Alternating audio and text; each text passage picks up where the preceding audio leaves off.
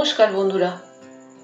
আজ আমার গল্পের গোয়েন্দা হলেন দীপক চ্যাটার্জি, যাকে সৃষ্টি করেছিলেন সমরেন্দ্রনাথ পান্ডে ওরফে স্বপন কুমার, যিনি জন্মগ্রহণ করেন 1927 সালের 26শে অক্টোবর এবং তার মহাপ্রয়াণ ঘটে 2001 সালের 15ই নভেম্বর। তার প্রতি গভীর শ্রদ্ধা নিবেদন করে শুরু করছি আজকের গল্প পরশ পাথর। মমিনপুরের মাঠ, অবারিত মাঠ, দিগন্ত বিস্তীর্ণ, ছায়াহীন, জনশূন্য। কলকাতা থেকে দূরত্ব তার 15-20 মাইলের বেশি নয়। মমিনপুরের মাঠ নাম তার সকলেরই জানা। আজকের দিনে যদিও কেউ সেখানে বাস করে না, তবু এমন একদিন ছিল যখন এ মাঠের উপর ছিল বিরাট একটা গ্রাম। যারা এখানে বাস করত তাদের শেষ চিহ্নটুকুও মুছে গেছে পৃথিবীর বুক থেকে। তাদের বাড়ি ঘরে শেষটুকু অবশিষ্ট নেই এখন। মাঠের দক্ষিণ দিকে কলঙ্কিনীর বিল। বিলটির নাম আগে ওরকম ছিল না। কি নাম যে ছিল তাও সঠিক কারো জানা নেই এখন। তবে বিলটির সঙ্গে বিচিত্র এক কাহিনী জড়িয়ে আছে। এই গ্রামের একটি মেয়ে লীলাবতী, সে নাকি ভালোবাসতো এই গাঁয়েরই একটি ছেলেকে। তার বিয়ে হলো কিন্তু অন্য জায়গায়, সেই চিরন্তন বিরহ কাহিনী। লীলাবতী কিন্তু তার স্বামীকে ভালোবাসতে পারল না। সে তার প্রেমিকের সঙ্গে গ্রাম ছেড়ে পালিয়ে যাবার সংকল্প করল। তার চেষ্টা হয়তো সফল হতো, কিন্তু কেন সে যে গ্রাম ছেড়ে না পালিয়ে শেষ রাতে বিলের জলে ডুবে আত্মহত্যা করল, সে খবরও কেউ রাখে না। বিলটার নাম তারপর থেকেই হয়েছে কলঙ্কিনীর বিল। কলঙ্কিনী লীলাবতী আজও লোকের মুখে মুখে বেঁচে আছে। কলঙ্কিনীর স্মৃতি বাঁচিয়ে রেখেছে কলঙ্কিনীর বিল। খাঁ খাঁ করা মমিনপুরের মাঠের আশপাশ দিয়ে দিনের বেলাতেও লোকে চলতে ভয় পায়। তার কারণ অন্য কিছু নয়, কারণ হচ্ছে কলঙ্কিনীর ভয়। লোকে বলে কলঙ্কিনী লীলাবতীর আত্মা আজও নাকি বিলের আশেপাশে ঘুরে বেড়ায় মাঝরাতে। গভীর রাতে লীলাবতীর সেই প্রেতাত্মার কান্না ভেসে যায় দূর থেকে দূরান্তরে। দূরের গাঁয়ের ছেলের মায়েরা কলঙ্কিনীর ভয় দেখিয়ে ছেলেদের ঘুম পাড়ায়। কলঙ্কিনীর বিল একসময় যথেষ্ট গভীর ছিল। সেখানে নাকি হাতি পড়লেও ডুবে যেত। লোকের মুখে মুখে এই প্রবাদ ঘুরে বেড়ায়। কিন্তু বর্তমানে বিলের সে চেহারা আর নেই। মাঝে মাঝে বড় বড় কতকগুলি জলা অবশ্য আছে। মাছরাঙা আর ডাহুক পাখি ঘুরে ঘুরে উড়ে বেড়ায়। জল পিপি আর কাদা খোঁচারা কিচিমিচি শব্দ করে নিজেদের মধ্যে তর্ক জুড়ে দেয়। বিলের জলে মাঝে মাঝে ফুটে রয়েছে রক্ত শাপলা। কলঙ্কিনীর দামে উড়ে বেড়ায় গঙ্গা ফড়িংয়েরা। প্রকৃতি দেবী যেন বিচিত্র খেয়ালে অদ্ভুত এক রুক্ষ সৌন্দর্য দিয়ে কলঙ্কিনীর বিলকে সাজিয়েছেন অপূর্বভাবে। কিন্তু তবু মানুষের সেই চিরন্তন ভয় কলঙ্কিনীর বিল সম্বন্ধে। কেউ এখনো এর আশেপাশে ঘেঁষতে সাহস করে না। এই কলঙ্কিনীর বিল আর মমিনপুরের মাঠকে ঘিরেই নতুন পরিপ্রেক্ষিতে আমাদের গল্প শুরু হচ্ছে। এই গল্পের নায়ক নায়িকারা যদিও আমাদের অতি পরিচিত, তবুও এদের সাধারণ নিয়মেই এরা যেন আপনাদের বিস্ময় সৃষ্টি করবে। তাই এই চরিত্রগুলোর কথা আগে আপনাদের সামনে নিখুঁতভাবে তুলে ধরতে চাই। মমিনপুরের মাঠের উত্তর দিকের বিরাট জায়গাটার দাম হঠাৎ যেন অনেক গুণ বেড়ে গেছে। ভারতের ওপর দিয়ে বয়ে গেল দেশ বিভাগের ঝড়। দেশের সাধারণ মানুষের জীবন যে এত আমূলভাবে পরিবর্তিত হয়ে গেল সে কথাটা বুঝিয়ে না বললেও চলবে।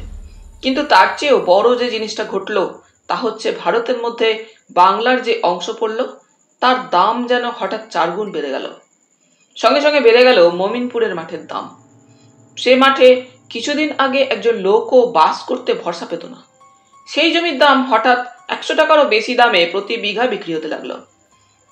কলের হাতের ছোঁয়ায় পুরানো দিনের যাদের চিহ্ন এখন নিশ্চিহ্ন হয়ে গেছে তাদের কথা ভেবে দেখেন না বর্তমানের মানুষেরা। বিশ্বাস করলো না প্রবাদ বাক্য। বিশ্বাস করলো না যে এই অঞ্চলের মানুষ বাস করলে তাকে কোনোদিন কোনো অভিশাপের কবলে পড়তে হতে পারে। তাই বিরাট এক জমিদার এই গোটা মাঠটা মোটা দাম দিয়ে কিনে ফেলেন। পূর্ব বাংলার এই ধনী জমিদার জানতেন যে পশ্চিম বাংলায় বিরাট একটা কোনো ইন্ডাস্ট্রি গড়ে তুলতে না পারলে তাদের ভবিষ্যতের কোনো সংস্থান পাওয়া অসম্ভব। তাই তিনি সামান্য প্রবাদটাকে উড়িয়ে দিতে দ্বিধা করলেন না। গড়ে তুললেন বিরাট ফ্যাক্টরি। তরুণ কর্মক্ষম জমিদার অমরেন্দ্র নারায়ণ রায় এই অভিশপ্ত মাঠের অভিশাপ কাটিয়ে তাদের বুকে রূপকথার জাদুকরের মতো নবীন জীবনের পরশ পাথর ছোঁয়ালেন। কিন্তু এ অঞ্চলের গায়ের লোকেরা এ ফ্যাক্টরিতে কাজ করতে সাহসী হলো না। এ অঞ্চলের মজুরেরা মমিনপুরের মাঠ আর কলঙ্কিনীর বিলকে ভয় করত তাদের জন্মগত কুসংস্কারের মতো। অমরেন্দ্রবাবু বাস্তববাদী লোক। তিনি বিদেশ থেকে সাহসী ও কর্মক্ষম সাঁওতালদের আমদানি করালেন। পশ্চিমবাংলার দূর দূর অঞ্চল থেকে এলো দলে দলে কুলি কামিন, এলো বিভিন্ন ধরনের চাকরি করবার মতো উপযুক্ত লোক। তারা এসে মমিনপুরের ফ্যাক্টরিতে নানা ধরনের কাজ পেল। ফ্যাক্টরি চালু হলো, গর্জন করে উঠল যন্ত্র দানব। মানুষের গড়া বিংশ শতাব্দীর কারখানার ধুমল দীর্ঘশ্বাসে বাতাস ভরে উঠল। মানুষের কোলাহলে মুখর হয়ে উঠল চারিদিক। আর অমরেন্দ্র নারায়ণ অবুঝ নন, তার সত্যি হৃদয় আছে। সাঁওতাল কুলিরা বলে, ওই বাবুটি দিল আছে বটে, চাইবা মাত্র সকলের সামনে টাকা ছুঁড়ে দিতে এতটুকু দ্বিধা করেন না তিনি। আর সেই টাকায় মদ হাড়িয়া কিনে খেয়ে মনের আনন্দে নেচে নেচে গান গায় কুলিরা। ঢোলক আর মাদলের শব্দেও বাতাসে ভেসে বেড়ায়। গান আর হল্লায় চারিদিকে মুখর হয়ে ওঠে। সে শব্দে ডুবে যায় কলঙ্কিনীর বিলের বুকের প্রেতাত্মার নিঃশ্বাস। ডুবে যায় কোন হতভাগিনী কলঙ্কিনী নারীর অন্তিম দীর্ঘশ্বাসের প্রবাদ বাক্য। তাই বুঝি কলঙ্কিনীর আত্মা হয়ে ওঠে ক্রুদ্ধ। ক্ষুব্ধ আত্মা যেন তীব্র জিঘাংসায় অভিশাপের বিষ ছড়ায়। লোকেরা জানতে পারে না, বুঝতে পারে না কলঙ্কিনীর এই ক্রোধের ইতিহাস। কিন্তু একদিন নতুন করে তা ফুটে ওঠে। মানুষের স্পন্দনে মুখর ফ্যাক্টরি আর মমিনপুরের মাঠের বুকে হঠাৎ নেমে আসে মৃত্যুর তুহিনতা, নেমে আসে বিভৎস কোনো এক পিশাচীয় অভিশাপের মতো। নিখোঁজ। অমরেন্দ্র নারায়ণের স্ত্রী মেনকা। আজকালকার শিক্ষিত যুবক যুবতীর নিয়ম মতো অমরেন্দ্র নারায়ণ কিন্তু মেনকাকে ঠিক ভালোবেসে বিবাহ করেননি। তাদের বিবাহ হয়েছে পিতামাতার ইচ্ছায়, সাধারণ সেকেলে হিন্দু বিবাহের রীতি অনুযায়ী। কিন্তু তবু অমরেন্দ্র নারায়ণ মেনকাকে অদ্ভুতভাবে ভালোবাসেন। স্বামী স্ত্রীর অগাধ ভালোবাসার মধ্যে কোথাও এতটুকু খুঁত নেই, নেই একটু মাত্র সংকোচের ইশারা। 8 বছর হলো তাদের দুজনের বিয়ে হয়েছে, অথচ এতদিনে মাত্র একটি ছাড়া আর কোনো সন্তানাদি হয়নি। ছেলের বয়স 5-6 বছর। অমরেন্দ্র নারায়ণ তার নাম দিয়েছেন সমর। পুরো নাম তার সমরেন্দ্র নারায়ণ রায়। লোকে বলে তাদের সন্তানাদি হতো কিনা সন্দেহ। একটিমাত্র সন্তান হয়েছে নেহাত রায় বংশের সুকৃতির গুণে। সমরেন্দ্র নারায়ণ কিন্তু ছেলেবেলা থেকেই সুশ্রী আর মেধাবী।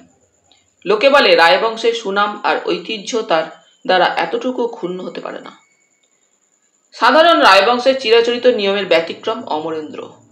এ বংশের পুরানো দিনের কাহিনী অমরেন্দ্র শুনেছেন। তাকিয়া হেলান দিয়ে বাইজির নাচ দেখে সুরা পান করে আর প্রজাদের ওপর কারণে অকারণে অকথ্য অত্যাচার করে এ বংশের পূর্বতন সকলের দিন কেটেছে। স্ত্রীর চেয়েও স্ত্রীলোকের প্রতি আকর্ষণ ছিল তাদের বেশি। সোনা ফেলে পিতলের দিকে চেয়ে দেখতে তাদের ভালো লাগত। হীরা ফেলে রঙিন কাঁচের টুকরো নিয়ে মাতামাতি করতেন। কিন্তু তার উল্টো হচ্ছে অমরেন্দ্র নারায়ণের স্বভাব। তিনি ভালোবাসতেন কাজ। তার মত হচ্ছে বিখ্যাত পাশ্চাত্য দার্শনিক কার্লাইলের মতো, কাজই মানুষের জীবনের আসল ভূমিকা, কাজেই মানুষের পরিচয়, এমনকি কাজের মধ্য দিয়ে মানুষ ভগবানের কাছে পর্যন্ত পৌঁছাতে পারে। আর কাজের শেষে চাই বিশ্রাম। স্ত্রী পুত্র পরিজন পরিবেষ্টিত ছোট সংসারের একটা কোণে নিরিবিলি কিছুক্ষণ বসে থাকা। সে অবসর বিনোদনের মাঝে এতটুকু কলঙ্কের ছায়া নেই, নেই এতটুকু হিংসা, ঈর্ষা অথবা কালিমার স্পর্শ। কিন্তু তার কর্মীদের জন্য তিনি ঠিক এ ব্যবস্থা করেননি। তারা ইচ্ছামতো স্ফূর্তি, আনন্দ আর নাচ গান হল্লায় ডুবে থাকলেও তার তরফ থেকে এতটুকু আপত্তি আসতো না। ওরা শিক্ষিত নয়, তাই ওদের এর ত্রুটি মার্জনীয়। কিন্তু তিনি শুধু ভেবে পান না ধনীর সন্তান, শিক্ষিত রুচিবান ছেলেরা কি করে ওদের মতো উশৃঙ্খল হয়ে ওঠে। তাদের এতটুকু ভুলও অমার্জনীয় তার চোখে। ঠিক এমনিভাবেই যখন তার দৈনন্দিন জীবন সাধারণ নিয়মে বয়ে চলছিল, তার মাঝে হঠাৎ দেখা দিল একটা আকস্মিক বিপর্যয়। যেন সাহানা অথবা হিন্দোলের মাঝে দেখা দিল বেহাগের করুণতা, মিষ্টি রাগিনীর মাঝে এলো আকস্মিক তিক্ততা। আর এর সঙ্গে মোমিনপুরের মাঠ আর কলঙ্কিনীর বিলের প্রবাদ জড়িয়ে আছে কিনা কে জানে তা। ঘটনাটা আগাগোড়াই আলোচনা করা উচিত। অমরেন্দ্র এ অঞ্চলে আসার পর থেকেই এখানে ছোট একটা স্কুল গড়ে উঠেছিল। অমরেন্দ্র জানতেন অশিক্ষাই যত সব কুসংস্কারের মূল। অশিক্ষার আধারেই মানুষের হৃদয়কে সাময়িকভাবে দুর্বল আর ভীরু করে তোলে। তাই অশিক্ষা দূর করতে না পারলে মানুষের কাছ থেকে সত্যিকারের কাজ তিনি কোনোদিনই পেতে পারেন না। কলকাতা থেকে বিএ পাস হেডমাস্টার আর 4-5 জন টিচার এনে তিনি শুরু করেছিলেন বিমলা সুন্দরী ME বিদ্যালয়। অমরেন্দ্রের মায়ের নামে হয়েছিল ওর নামকরণ। স্কুল যে খুব ভালো চলছিল এমন নয়, মোটামুটি প্রাথমিক শিক্ষা দেওয়ার উদ্দেশ্যেই এর প্রবর্তন। তবে সাধারণ মানুষের অজ্ঞতার আধার যতটা দূর করা যায় ততই ভালো। তাই তার নির্দেশে প্রতিটি লোক তার ছেলেকে স্কুলে পাঠাত। আর এ বিধান মেনে চলবার জন্য তিনি সমরকেও পাঠাতেন সেই স্কুলে।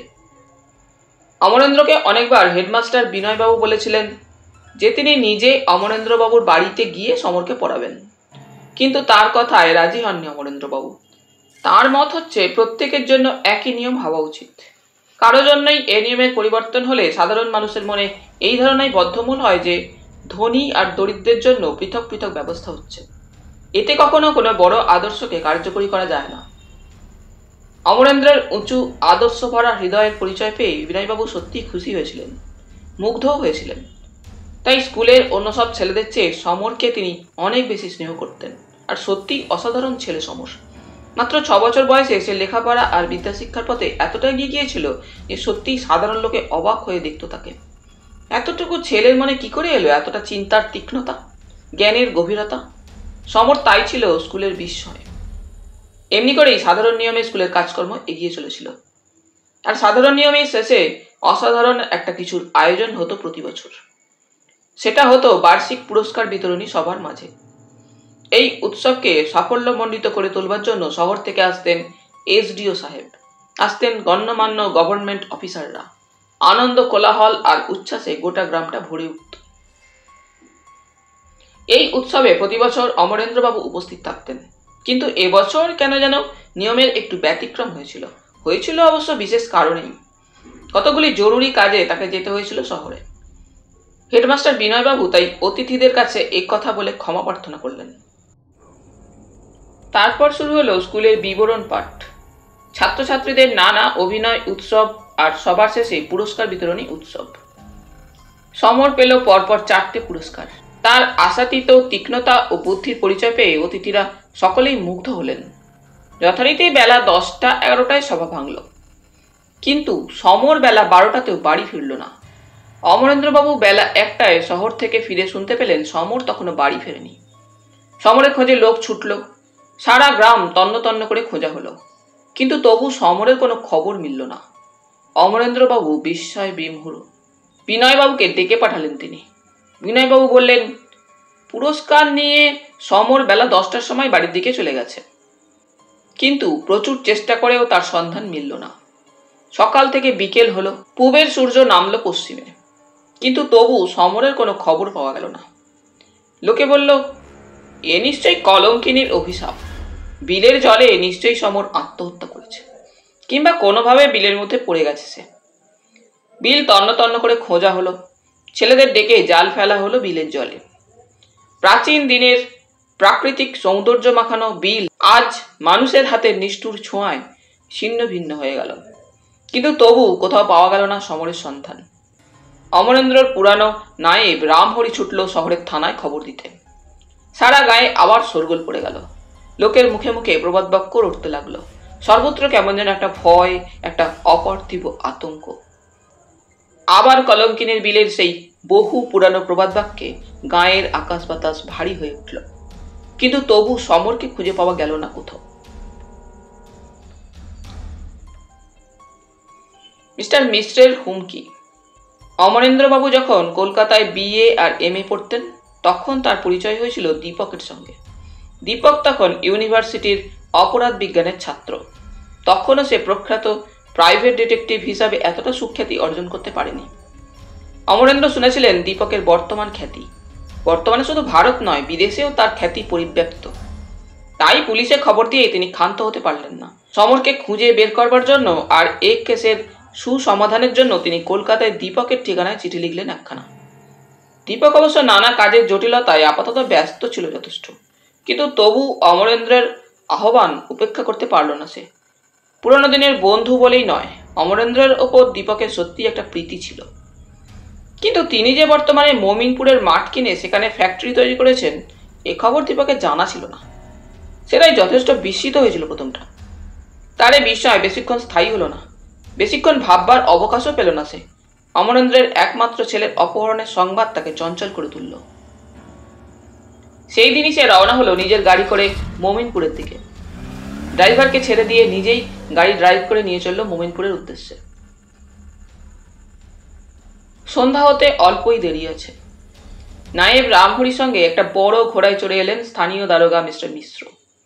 মিস্টার মিশ্র যদিও বর্তমানে বাংলা ভাষায় কথা বলেন, বাঙালি চালচলনে অভ্যস্ত, তবু তার পূর্বপুরুষেরা নাকি বাস করতেন সুদূর উত্তরপ্রদেশে। তাই তিনি নিজেকে যথেষ্ট সাহসী বলে পরিচয় দিতে ভালোবাসেন। বর্তমানকালে প্রত্যেকটি বাঙালির ধারণা বাঙালি ছাড়া ভারতের সব প্রদেশের লোকই নাকি সাহসী। এ ধারণা আগে ছিল না। বাঙালির বিরুদ্ধে একদিন ভারত মুখরিত হয়ে উঠেছিল, কিন্তু অধঃপতিত বাঙালি সেই ইতিহাস আলোচনা করবারও অবকাশ পায় না। তাই মিস্টার মিশ্রকে খাতির করে সকলেই, এমনকি চাঁদরের চোর ডাকাতেরাও মিস্টার মিশ্রের নামে ভয়ে কাঁপে। চেহারাখানাও তথৈবচ। লম্বায় 6.5 ফুট, 44 ইঞ্চি বুকের ছাতি, মুখে বড় বড় টাঙির মতো গোঁফ, পরনে খাকির পোশাক, পায়ে ভারী বুট। দেখলে মনে হয় সবসময় তিনি যেন কোনো একটা যুদ্ধযাত্রার জন্য তৈরি হয়ে বসে আছেন। মিস্টার মিশ্রের কোনো এক পূর্বপুরুষ নাকি প্রথম বিশ্বযুদ্ধের সময় মেসোপটেমিয়ায় তলোয়ার খেলেছিলেন। সেই সূত্রে আজও তাই তার বুক 44 থেকে মাঝে মাঝে 46 ইঞ্চি হয়ে যায় বলে শোনা গেছে। তবে সাধারণ লোকে মানে দুষ্ট লোকেরা অন্যরকম কথা রটনা করে। তারা বলে মিস্টার মিশ্রের এসব গর্ব কেবল দিনের বেলায়, রাতের বেলা তিনি ভূতের ভয়ে বাড়ি থেকে বেরোতেই ভরসা পান না। মিস্টার মিশ্র কিন্তু এসব কথা তুড়ি দিয়ে উড়িয়ে দেন। দৃঢ় কণ্ঠে বলেন, যত সব বাজে কথা, ভূতের বাবার ক্ষমতা আছে আমার কাছে ঘেঁষতে। এই বলেই তিনি সুপুষ্টু চেহারার দিকে আর চোখে আরেকবার ভালো করে তাকিয়ে সগর্জনে হুঙ্কার ছাড়েন, লক্ষ্মণ সিং। সঙ্গে সঙ্গে হয়তো জমাদার এসে সেলাম ঠুকে দাঁড়ায়। মিস্টার মিশ্র মুখ বেঁকিয়ে হুকুম দেন, এই ভূতনাথকে জলদি বোলাও। লোকে হয়তো ভাবছে ভূতেদের রাজা ভূতনাথকেই তিনি তলব করে বসলেন। আসলে কিন্তু তা নয়। ভূতনাথ হলো থানার একজন বাঙালি কর্মচারীর নাম। লোকের কাছে নিজের ভৌতিক দুর্বলতা গোপন করবার জন্যই তিনি ভূতনাথ নামক একজন কর্মচারীকে নিযুক্ত করেছেন বলে প্রবাদ। এহেন দোর্দণ্ড প্রতাপ মিস্টার মিশ্র বেশ জবরদস্ত চালে গম্ভীর মুখে জমিদার বাড়িতে প্রবেশ করে হাঁক দিলেন, লক্ষ্মণ সিং। সিপাহী লক্ষ্মণ সিং পাশেই ছিল। এত জোর হাঁক দেওয়ার কোনো প্রয়োজন ছিল না। এ যেন দস্যু দলপতিকে সাবধান করে দেওয়া হলো। হুঁশিয়ার হও, আমরা এসেছি। অমরেন্দ্রবাবু হাঁক শুনে ওপর থেকে নেমে এলেন। আপনার ছেলে? মিস্টার মিশ্র প্রশ্ন করেন। হ্যাঁ। একা স্কুলে যেত সে? ঠিক বলেছেন, কিন্তু একা তাকে স্কুলে যেতে দিলেন কেন? সগর্জনে বলে ওঠেন মিস্টার মিশ্র। যেন একা স্কুলে যাওয়ার এবং হারিয়ে যাওয়ার সমস্ত দায়িত্ব অমরেন্দ্রের, তার কাছেই কৈফিয়ত তলব করা হচ্ছে। একা যেতে যে এত ভয় আছে তা জানতাম না তো আমি। কাছেই স্কুল, তাই সকালে বিকেলে। কিন্তু ওই দিন একা গেল কেন? কেন সে হারিয়ে গেল? বাধা দেন মিস্টার মিশ্র। প্রাইজ ডে ছিল, এত ছেলের ভিড়ে যে সে হঠাৎ হারিয়ে যাবে তা কেমন করে বুঝবো? আমতা আমতা করেন অমরেন্দ্রবাবু। ভবিষ্যতে যেন আর এমন না হয়। মিস্টার মিশ্র যেন গর্জন করে সাবধান করে দেন। কিন্তু যারা তাকে চুরি করে নিয়ে গেল তাদের সঙ্গে তো কোনো কথাবার্তা ছিল না যে আজকেই তারা খোকাকে চুরি করবে। আপনি বরং তাদের খুঁজে বের করবার চেষ্টা। বাধা দিয়ে মিস্টার মিশ্র হুঙ্কার ছাড়েন, উপদেশ দেবার চেষ্টা করবেন না অমরেন্দ্রবাবু। কারো কাছ থেকে আমি উপদেশ নিই না, লোককে আমি উপদেশ দিয়ে থাকি। ধন্যবাদ। তাহলে কি হবে? যা হবে তা আমরাই করব। ভালো কথা, করুন। আপনার বাড়িতে কজন ঠাকুর চাকর দারোয়ান আছে? সব মিলিয়ে 8-10 জন। সবাইকে তলব করুন জলদি। তাদের সাথে খোকার হারিয়ে যাবার কি সম্পর্ক? বাজে তর্ক করবেন না, যা বলছি তাই শুনুন।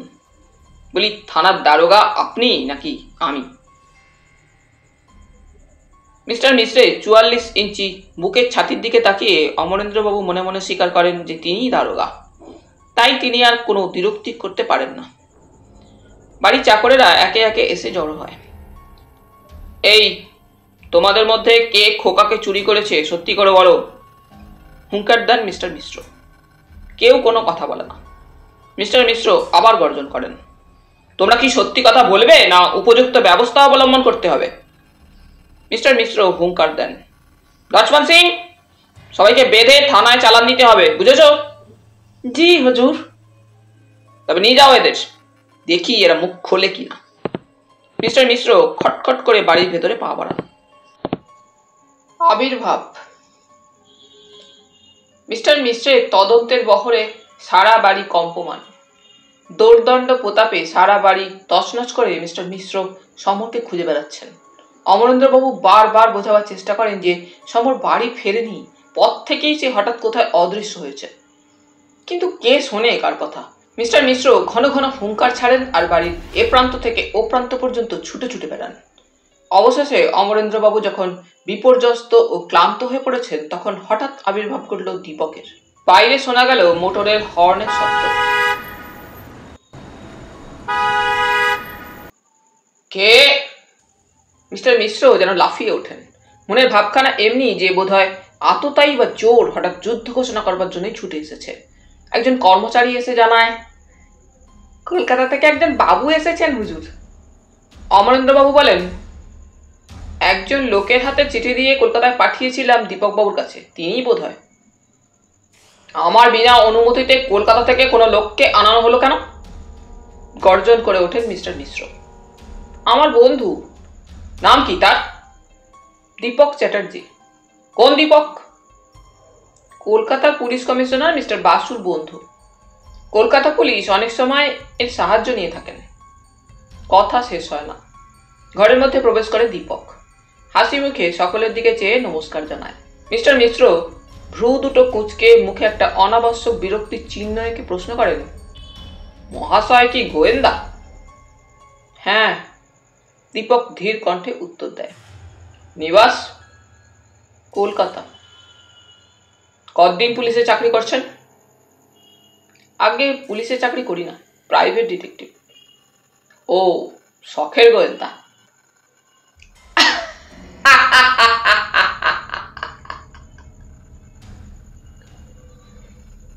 মিস্টার মিশ্র যেন হাসির প্রচন্ড দমকে ফেটে পড়তে চান। তাতে অসুবিধে কি হলো? শখের গোয়েন্দা কখনো কোনো কাজ করতে পারে নাকি? এসেই সোনার পাথর বাটির মতো। তার মানে? দীপকের কণ্ঠস্বর তীক্ষ্ণ। আপনি কি মনে করেন সব কাজ করবার ক্ষমতা আপনাদের মতো চেহারা সর্বস্ব লোকেদেরই একচিটে? What do you mean? গর্জন করে ওঠেন মিস্টার মিশ্র। আমি হলাম গিয়ে চেহারা সর্বস্ব? আমার চেহারার উপর নজর দিচ্ছেন? আপনি জানেন যে আমি এই অঞ্চলের বড় দারোগা। আপনার চাকরির গর্ব আপাতত স্থগিত রাখুন।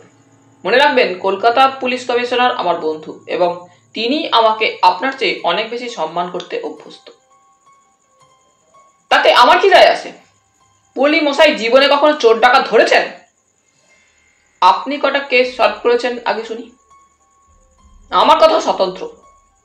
মিস্টার মিশ্রের বুক যেন গর্বে ফুলে ওঠে। আমার ঠাকুরদা গত মহাযুদ্ধের সময় মেসোপটেমিয়ায় তলোয়ার খেলেছিলেন। আমার এই 10 বছর চাকরির মধ্যে আমি 30-40টা চুরি কেস আর 8-10টা ডাকাতি কেসের কিনারা করেছি। একবার একটা মার্ডার কেসে যা খেটেছিলাম। বাধা দিয়ে দীপক বলে, আজ পর্যন্ত প্রায় 100 মার্ডার কেস এবং জটিল রহস্যপূর্ণ কেস আমি সলভ করেছি। কয়েকবার কাগজে আমার ছবিও ছাপা হয়েছে, দেখে থাকবেন বোধহয়। মিস্টার মিশ্র যেন চুপসে এতটুকু হয়ে যান। এহেন দোর্দণ্ড প্রতাপ দীপক চ্যাটার্জি উপস্থিত থাকলে তার মর্যাদার যে হানি হবে অনেকটা, তা বুঝতে তার সময় লাগে না।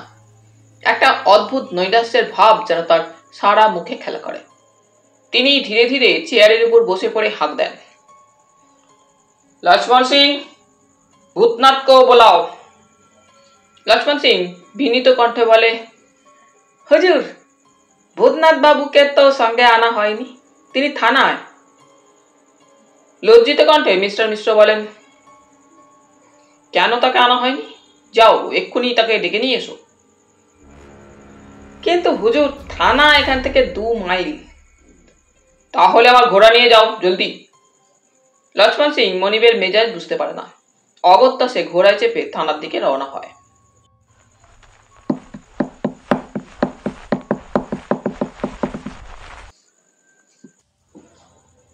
দীপক ঘটনাটি আগাগোড়া মনোযোগ দিয়ে শোনে। তারপর অমরেন্দ্রবাবুর দিকে চেয়ে প্রশ্ন করে, এই অঞ্চলে কি আপনার কোনো শত্রু আছে অমরেন্দ্রবাবু? না। কোনো লোকের সঙ্গে মনোমালিন্য ঘটেছে? তাও মনে পড়ছে না। আপনার পরিবারের অন্য কারোর সঙ্গে? সেরকম ঘটনা তো জানা নেই আমার। সমর কোনো বন্ধুর বাড়িতে যায়নি তো? না, এত দেরি সে কোনোদিন করে না। তাছাড়া সকালবেলাকার ঘটনা, এখন সন্ধ্যা হয়ে গেছে, এরকম দেরি সে জীবনে কোনোদিনও করেনি। মিস্টার মিশ্র আর চোখে দীপকের গতিবিধি লক্ষ্য করছিলেন। দীপক এবার তার দিকে চেয়ে প্রশ্ন করেন, বাড়ির সব চাকর বাকরগুলোকে এ ঘরে জড়ো করে রেখেছেন কেন? থানায় নিয়ে যাওয়া হবে। সে কি কথা? নিরীহ বেচারাদের নিয়ে আপনার এই কি ধরনের খেয়াল? সব কথার কৈফিয়ত চাইবেন না দীপকবাবু। আমার কাজে অযথা বাধা দেবার চেষ্টা করবেন না। মিস্টার মিশ্রের কণ্ঠস্বর তীক্ষ্ণ শোনায়। কিন্তু আপনার এতটা বাড়াবাড়িও খুব ভালো হচ্ছে বলে আমার মনে হয় না মিস্টার মিশ্র। সে আমি বুঝবো। Oil your own machine. ঠিক আছে, আমি কলকাতা কর্তৃপক্ষের দৃষ্টি এদিকে আকৃষ্ট করবার চেষ্টা করব। হঠাৎ মিস্টার মিশ্র যেন মুষড়ে পড়েন। তিনি একটু নম্র কণ্ঠে বলেন, মানে ঠিক সে সেন্সে কথাটা বলিনি আমি। দীপকবাবু, আপনি বিচক্ষণ লোক, বুঝতেই পারছেন এদের দুঘা না দিলে এদের পেটের কথা বের করা সহজ হবে না। দীপক দৃঢ় কণ্ঠে বলে, কোনোদিন মারের ভয় দেখিয়ে অপরাধীর পেটের কথা বের করা যায় না, বরং নিরপরাধ লোক মারের ভয়ে মিথ্যা স্বীকৃতি একটা কিছু দিয়ে রেহাই পাওয়ার চেষ্টা করে। কিন্তু পেটের দায়ে আমাদের তো এ কাজ করতেই হয় দীপকবাবু। প্রত্যেকটি কেস খুঁটিয়ে খুঁটিয়ে তদন্ত করবার সময় আমাদের কোথায়? দীপক বুঝতে পারে মিস্টার মিশ্রের যা কিছু দাপট তা শুধু মুখে, কিন্তু মনের মধ্যে রয়েছে সেই চিরন্তন সাধারণ চাকুরিজীবীর অসামান্য দুর্বলতা। উপরওয়ালার নামে যারা চিরদিন ভয়ে ভয়ে দিন কাটায়, পান থেকে চুন খসলেই দুশ্চিন্তায় অস্থির হয়ে ওঠে। দীপকও তাই ধীর কণ্ঠে একটু তোষামদের সুর মিশিয়ে বলল, তার চেয়ে একটা কাজ করা যাক মিস্টার মিশ্র। বলুন। আমরা দুজনে বরং একসঙ্গে কাজ করি। আমাকে এই ব্যাপারে হয়তো দিন কয়েক এখানে থাকতে হবে, তাই আমি বলছি যে এতে বোধহয় আপনার সুবিধাই হবে। তা বটে, কিন্তু এটা এমন কিছু জটিল কেস নয় মিস্টার চ্যাটার্জি যে আপনার মতো লোকের হস্তক্ষেপ প্রয়োজন হতে পারে। তা সত্যি, কিন্তু অমরেন্দ্রবাবু আমার বন্ধু, যাতে তার সুবিধা হয় সেটা দেখা আমার কর্তব্য, তাই নাকি? বেশ, আপনার যা মনে হয়। তবে আপাতত এদের সব জেরা করেই ছেড়ে দিন। বেশ। কথাটা বলেই তিনি সজোরে হাঁক দিয়ে ওঠেন, লক্ষ্মণ সিং, ভূতনাথকে বোলাও। দীপক সবিনয়ে বলে, লক্ষ্মণ সিং তো আপনার ঘোড়া নিয়ে ভূতনাথ বাবুকে আনতেই গেছে। লজ্জিত কণ্ঠে মিস্টার মিশ্র বলেন, ওহো, আমার মনে ছিল না। কিছু মনে করবেন না মিস্টার চ্যাটার্জি, মনে মনে আমি ভেবেছিলাম। দীপক মৃদু হেসে বলে, না না, আমি কিছু মনে করিনি মিস্টার মিশ্র। আসুন, ওদের কথাগুলো জিজ্ঞাসা করা যাক। আর এক দৃশ্য। সেদিন রাতে এমন একটি ঘটনা ঘটল যাতে সাধারণ মানুষের মনের আতঙ্ক আরো অনেক গুণ বেড়ে গেল। সেদিন রাত 10টা। পৃথিবীর আত্মা বিবশ হয়ে আসছিল শ্রান্ত অলস রাত্রির মৌন ঘন অবগুণ্ঠনের ছোঁয়ায়। কলঙ্কিনীর বিলের ওপর দিয়ে বয়ে চলছিল দক্ষিণা হাওয়া সনসন শব্দে। মাতাল হাওয়ার উন্মত্ত দাপাদাপি, আকাশের বুকে মেঘের ঘন ঘন গর্জন, বিদ্যুতের চকিত মাতামাতি। প্রত্যেকটি মানুষের মনের মধ্যে যেন কোনো একটা অজানা ভয়ের ছোঁয়া এসে তাদের বিভ্রান্ত করে তুলেছিল। কলঙ্কিনীর বিলের জলের ওপর দিয়ে পাগলা হাওয়া বয়ে চলেছিল দুরন্ত উন্মত্ততা নিয়ে। বিলের জল যেন আবর্তে স্পন্দিত হয়ে উঠছিল। বিলের পাশে ঘন বাঁশবন উঠছিল হাওয়ার শব্দে সনসনিয়ে। বিলের জল যেন নেচে নেচে উঠছিল বাতাসের পাগলামিতে। একজন গ্রামবাসী গভীর রাতে পথ চলতে চলতে কলঙ্কিনীর বিলের ধারে এসে পড়েছিল। বৃষ্টি পড়ছিল মুষলধারে। মেঘের গর্জনের সাথে সাথে সোনালী বিদ্যুতের ইশারা মানুষের মনকে অজানা ভয়ে বিহ্বল করে তোলে। লোকটা দেখল কলঙ্কিনীর বিলের ধারে একটা বট গাছের নিচে আশ্রয় নেওয়া ছাড়া আর কোনো উপায় নেই। কিছুক্ষণ চুপচাপ দাঁড়িয়ে রইল সে। ভয়ে তার সারা শরীর মাঝে মাঝে শিউরে উঠতে থাকে, কিন্তু তবু এখানে ছাড়া আশ্রয় নেওয়ার মতো আর কোনো জায়গা খুঁজে পায় না সে। ভয়ে ভয়ে সে তাই এখানে চুপচাপ দাঁড়িয়ে রাম নাম জপ করতে থাকে। একটু পরেই হয়তো বিল থেকে জেগে উঠবে কলঙ্কিনীর প্রেতাত্মা, হয়তো বাতাস ভরে উঠবে তার অট্টহাসির শব্দে। হঠাৎ একটা জিনিস লোকটার দৃষ্টি আকর্ষণ করল। বট গাছটা থেকে হাত 30 দূরে হঠাৎ একটা আলো জ্বলে উঠেই দপ করে নেমে গেল। কিসের আলো ওটা? লোকটা সবাই ভাবতে থাকে, ওটা নিশ্চয়ই আলিয়া বা কলঙ্কিনীর প্রেতাত্মা। পিপাসায় তার কণ্ঠনালী শুকিয়ে ওঠে, কপালে জমে ওঠে বিন্দু বিন্দু ঘাম। আলোটা জ্বলে উঠেই নিভে গিয়েছিল, আবার জ্বলে উঠল সেটা। লোকটার চমক ভাঙল এবার। ওটা নিশ্চয়ই টর্চের বা ওই ধরনের কোনো জিনিসের আলো বলে মনে হচ্ছে। কিন্তু এখন উপায়? লোকটা চুপচাপ উৎকর্ণ হয়ে দাঁড়িয়ে থাকে, কিন্তু তাতেও কি তার রক্ষে আছে? শোনা গেল দুজন লোকের কথা বলার শব্দ। লোকটা কৌতূহলী হয়ে তাদের কথায় কান দিল, কিন্তু সবগুলি কথা তার কানে পৌঁছলো বলে মনে হয় না। 2-4টে কথা মাত্র শুনতে পেল সে। কথা বলছে দুজন ধীর অথচ সন্ত্রস্ত কণ্ঠে।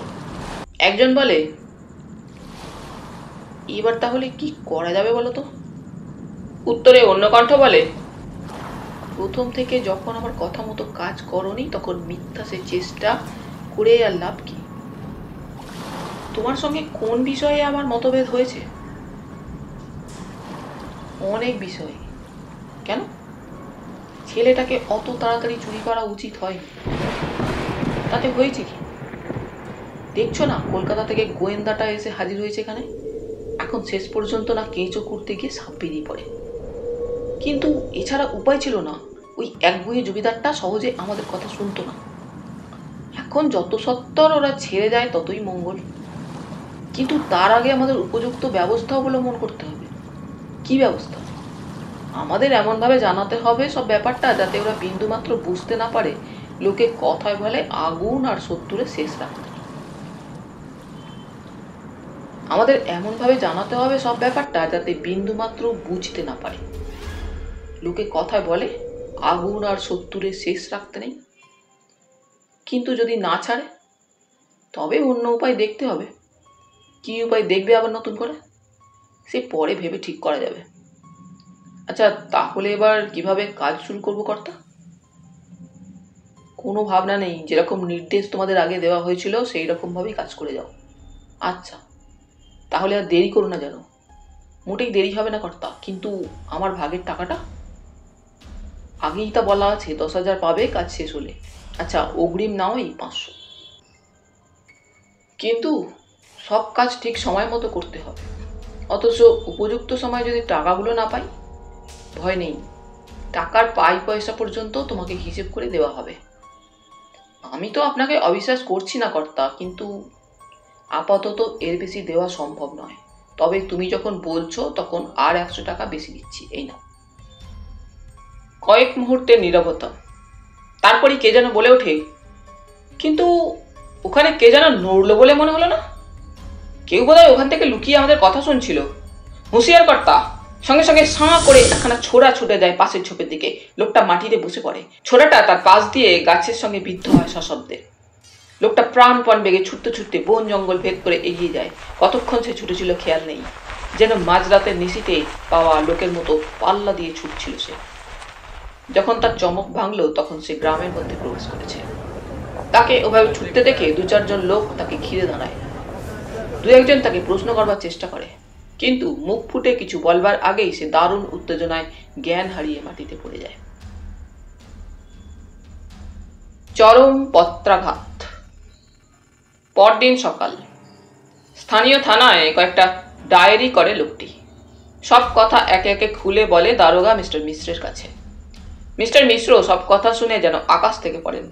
তিনি বোধহয় বুঝতে পারেন যে দীপককে ছাড়া এসব জটিল রহস্যের কিনারা করা খুব সহজ হবে না। ঘটনাগুলো তিনি সব ডায়েরি করে নেন। তারপর লোকটিকে নিয়ে রওনা হন জমিদার অমরেন্দ্র বাবুর বাড়ির দিকে। কলঙ্কিনীর বিলের বুকে এই যে সব ঘটনা ঘটে চলেছে, তার সঙ্গে অমরেন্দ্র বাবু যে ওতপ্রোতভাবে জড়িত সে বিষয়ে তার সন্দেহ থাকে না এতটুকু। অমরেন্দ্র বাবুর বাড়িতে গিয়ে তারা যখন উপস্থিত হন তখন বেলা প্রায় 10টার কাছাকাছি। সারা বাড়ি স্তব্ধ, যেন মৃত্যুর তুহিনতা অক্টোপাসের মতো সারা বাড়িখানাকে বেষ্টন করে থাকে। মিস্টার মিশ্র যেন বাড়ির লোকেদের ঘুম ভাঙাবার জন্যই সজোরে হেঁকে ওঠেন, লক্ষ্মণ সিং। জি হুজুর। দেখো তো বাড়ির সকলে কোথায় গেলেন। কথা শেষ হয় না, ওপর থেকে নেমে আসেন অমরেন্দ্রবাবু, তার সঙ্গে সঙ্গে আসে দীপক। কিন্তু তাদের মুখের দিকে চেয়ে মিস্টার মিশ্র কেমন যেন থমকে যান। সবকিছুই তার কাছে কেমন যেন ধোঁয়া ধোঁয়া মনে হয়, গুলিয়ে যায় সব চিন্তা। কি খবর মিস্টার মিশ্র? দীপক প্রশ্ন করে। আগে আমি এসেছি একটা বিষয়ে আপনার সঙ্গে পরামর্শ করতে, জরুরি ব্যাপার। বেশ বলুন। কাল রাতে কলঙ্কিনীর বিলের ধারে দুজন লোককে সন্দেহজনকভাবে ঘোরাঘুরি করতে দেখা যায়। তারা এই অঞ্চলের একজন লোককে হত্যা করবার জন্য একটা ছোড়া ছুঁড়ে মেরেছিল, কিন্তু সে অল্পের জন্য বেঁচে গেছে। কোথায় সে লোক? নাম কি তার? আগে তার নাম বিনোদ। আমার কাছে সকালে উঠেই গিয়েছিল ঘটনাটা ডায়েরি করাতে। আমি তাকে সঙ্গে করে এনেছি। ভালো কথা, তাকে ডেকে আনুন। আমি তাকে কয়েকটা কথা জিজ্ঞাসা করতে চাই। কিন্তু আপনাদের সকলকে এমন চিন্তিত দেখাচ্ছে কেন দীপকবাবু? আজ সকালে ডাকি একটা ভয় দেখানো চিঠি এসেছে। ভয় দেখানো চিঠি? হ্যাঁ, বন্ধুর চরমপত্র। কি ব্যাপারে? এই কলঙ্কিনী বিলের ব্যাপারেই। আপনি ইচ্ছে করলে সেটা দেখতে পারেন। বেশ, দেখান না চিঠিখানা, যদি কোনো নতুন সূত্র পাওয়া যায় সেটা থেকে। ধন্যবাদ। দীপক অমরেন্দ্রবাবুকে কি যেন ইঙ্গিত করে। অমরেন্দ্রবাবু ভেতরে চলে যান। মিনিট দুয়েক পরে তিনি ফিরে আসেন, হাতে তার নীল রঙের একখানা খাম। খামের মধ্যে থেকে চিঠিখানা বের করে তিনি তুলে দেন মিস্টার মিশ্রের হাতে। মিস্টার মিশ্র ভ্রু দুটো কুঁচকে চিঠিখানায় মনোসংযোগ করেন, বেশ ভালোভাবে। তাতে লেখা, প্রিয় অমরেন্দ্রবাবু, আপনার সঙ্গে আমার চাক্ষুষ পরিচয় আছে, তাই আপনার সামনে এসে সব কথা জানাতে পারছি না। আমি তাই বিশেষ ছদ্মনামের আড়ালে নিজের পরিচয় গোপন করে রাখছি। আমি চাই আপনি আমার কথা শোনেন, আমার আদেশ মান্য করেন, কিন্তু সাধারণভাবে বললে আপনি আমার কথাকে হেসে উড়িয়ে দেবেন। তাই বিশেষ কৌশল অবলম্বন করতে হলো আমাকে। আপনি মনে রাখবেন, আমাদের চিঠির বিশেষ মূল্য আছে। সামান্য কারণে ছেলে খেলা করতে চিঠি লিখছি না আমি। আপনার ছেলেকে আমরাই আটকে রেখেছি। কেন তা জানাতেও কোনো আপত্তি নেই আমাদের। কলঙ্কিনীর বিল তার প্রাচীন ঐতিহ্য নিয়ে যুগ যুগ ধরে সাধারণ মানুষের চোখে রহস্যময় হয়ে আছে। আমরা চাই সে এইভাবেই থাকুক। মৃত্যুর নৈরাজ্যে আপনি এনেছেন জীবনের স্পন্দন। আপনি গড়ে তুলেছেন ফ্যাক্টরি, মানুষের বাসস্থান। আমি চাই আপনি 7 দিনের মধ্যে এই অঞ্চল ছেড়ে অন্যত্র চলে যাবেন, আর ফ্যাক্টরি কারো কাছে বিক্রি করতে পারবেন না। এটা সম্পূর্ণ বাজেয়াপ্ত হবে। কলঙ্কিনীর প্রেতাত্মা তাতে তৃপ্ত হবে। আপনার ওপর যে অভিশাপ এসে পড়েছে তা বন্ধ হবে। আপনি আবার নতুন আনন্দে নিজের সত্তাকে সার্থক করে তুলবেন। হয়তো এর জন্য আপনার কিছু আর্থিক ক্ষতি হবে, আমরা তো জানি, কিন্তু আপনার ছেলের প্রাণের চেয়ে তা নিশ্চয়ই বড় নয়। আর আমাদের কথা না শুনলে শুধু ছেলে নয়, আপনাদের পরিবারের প্রত্যেকেরই জীবন বিপন্ন হবে। আশা করি আমাদের কথা রক্ষা করে চলবেন। উপদেশের ধৃষ্টতা মার্জনীয়। ইতি ভূতনাথ। নতুন পদ্ধতি। চিঠিখানা আগাগোড়া পড়ে ফেলেন মিস্টার মিশ্র। দীপক তার দিকে চেয়ে প্রশ্ন করে, এরকম মনে হলো আপনার?